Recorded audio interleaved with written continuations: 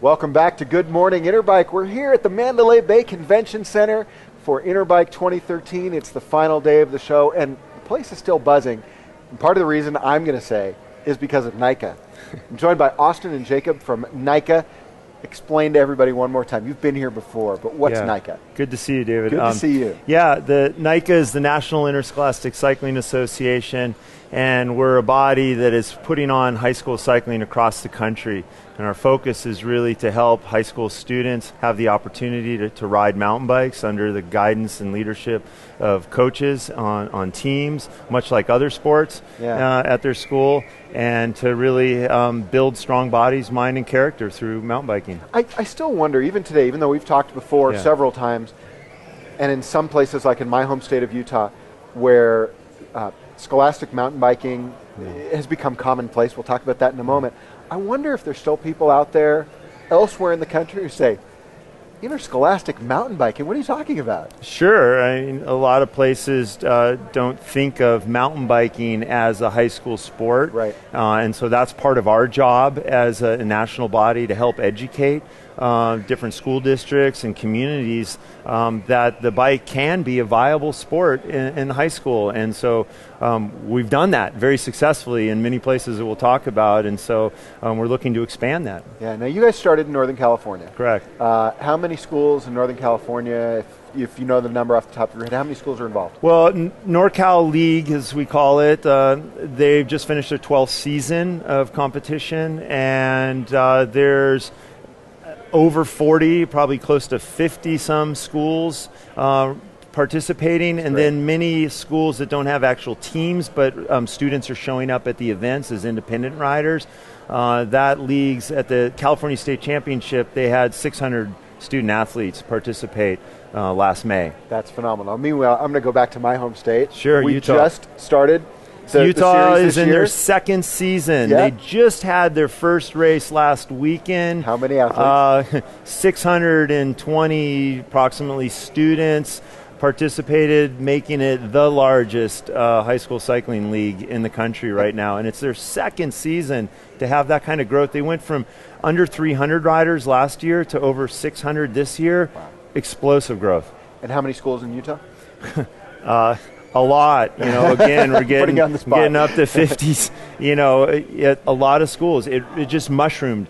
The exposure the first year, the experience of the students, coaches talking about it, local bike shops getting on board, word spread like wildfire, and bam, look where they're at. Speaking of word spreading, Jacob, the reason that you're here is because you've helped put together a film that really spotlights NICA. Tell us about that. What's the name of the film? The film's called Single Track High, and my brother Isaac and I grew up riding bikes.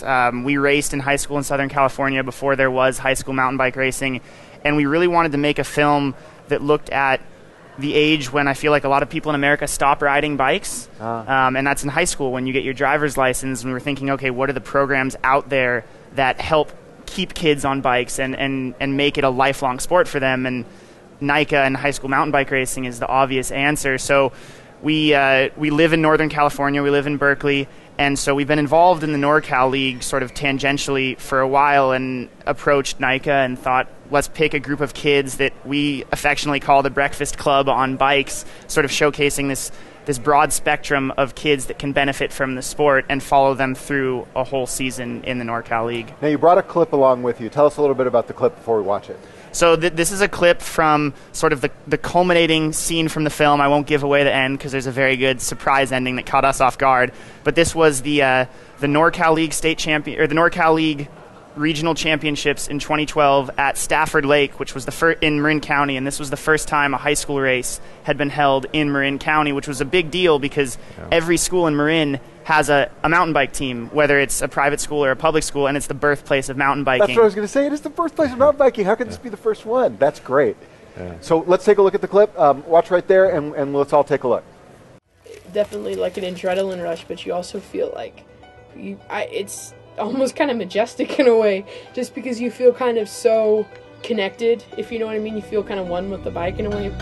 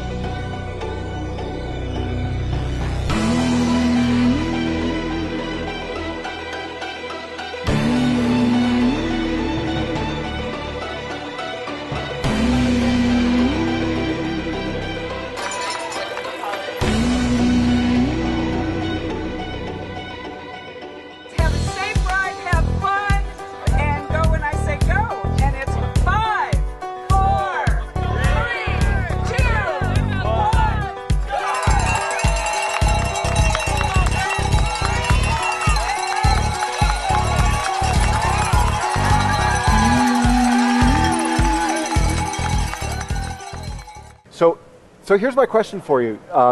First of all, I have several questions for you, starting with, did you have a helicopter? Because that was really cool. Yeah, actually, Dietmar Burkhardt, who helped us get a vehicle for the production for the film because he runs a VW dealership, he, during one of our meetings, mentioned that he was an RC helicopter enthusiast, and he's put a camera underneath his helicopter, so we were like, this is great. You can come out and help us get aerial footage. So he was at a couple of the races at the start-finish line, flying his camera over and doing flybys of the kids, and the kids would all wave to the camera. And it was great because it helped us show the scope of these races. Because when people hear high school mountain bike racing, I think the initial response is, oh, that's cool. Kids get together on the weekend. They ride their bikes around in circles. And it's like, no, you have hundreds of kids and thousands of people coming out to these venues. And that aerial angle allowed us to capture the size of these events. Cool. Yeah, I mean, that event, we estimate, with all the students participating and their parents and spectators, there was close to 2,000 people in attendance, and so you see that from the air, and these events are highly orchestrated. That's our job, to help the staff at the leagues maintain a certain look and feel that focuses on safety and the user experience. We want our student athletes to enjoy their ride, have fun, be challenged, but keep it safe. And then no matter what state you're in at a race, it has a certain look to it.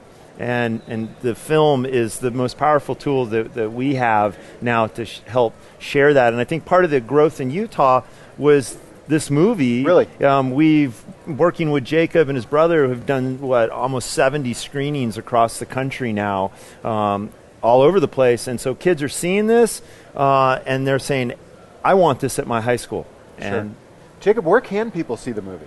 So right now we're selling DVDs on the NICA website, which is nationalmtb.org, and our big push is to get the film into bike shops, have them put it on their TV in the shop as part of their looping material, and then maybe if they have a local high school club, get them to put together a poster and have the DVDs on the counter so people can see, okay, here's this film about what's going on nationally, but then in my own town, there's this local club that I can support and get involved with. And then next year, there'll be an announcement coming out in probably a couple weeks, but it'll be on national television so people can see it that way as well. That's fantastic. Imagine what that's going to do for the league.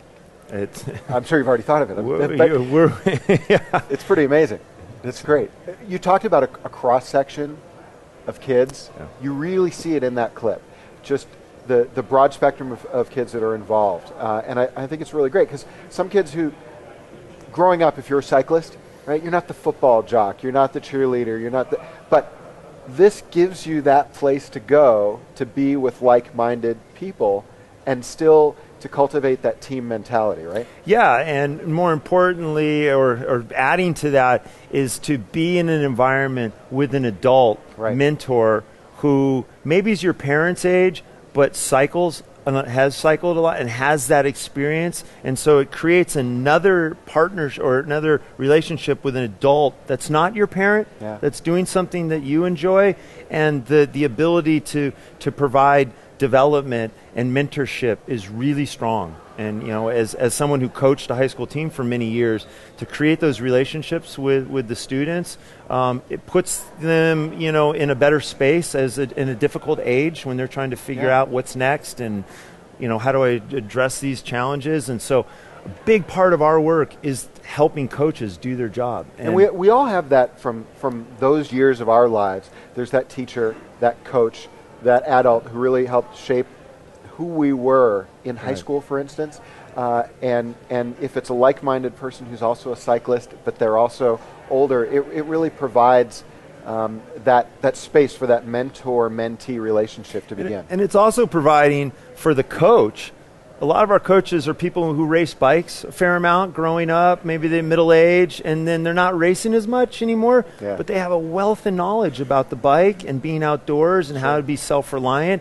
And this is an opportunity for them to share that and to pass it on. And our coaches report that in some ways the coaching experience is their most rewarding experience related to the bike. And so it keeps them alive and in the community, and that's really powerful. And so that brings up the next question, which is, you're in 10 states now? Correct. I know you want to grow. I'm sure you do. Yeah, coast to coast by 2020. How then do schools and individuals get involved with NICA? Great question.